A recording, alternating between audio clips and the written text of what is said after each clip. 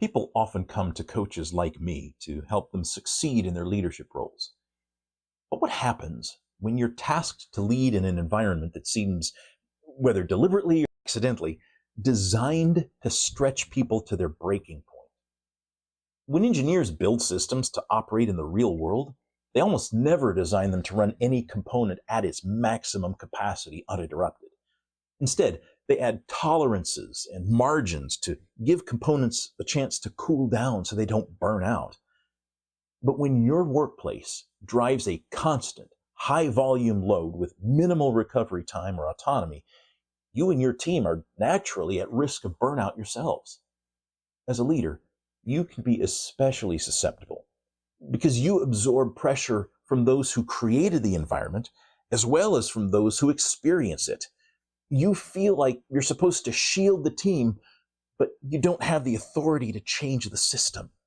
And that feeling of powerlessness can be one of the strongest predictors of burnout.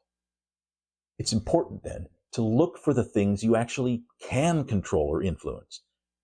Consider how strongly you can articulate what delivery commitments support a sustainable workload. How can you structure the pacing and timing of interruptions and overhead?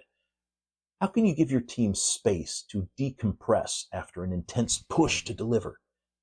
Can you acknowledge the reality that the current pace is not sustainable so your team can at least feel seen?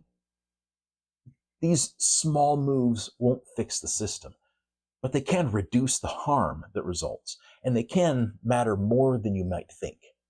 Even a small relief grants your team some agency, which can help rebuild energy and help your team stay more engaged. You may not be able to fix a system designed for burnout.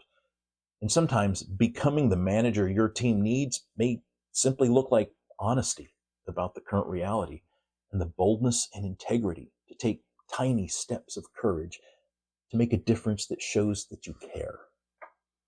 If you'd like to explore more creative ideas for your specific situation, let's talk. Visit stevedwire.com/talk to start the conversation.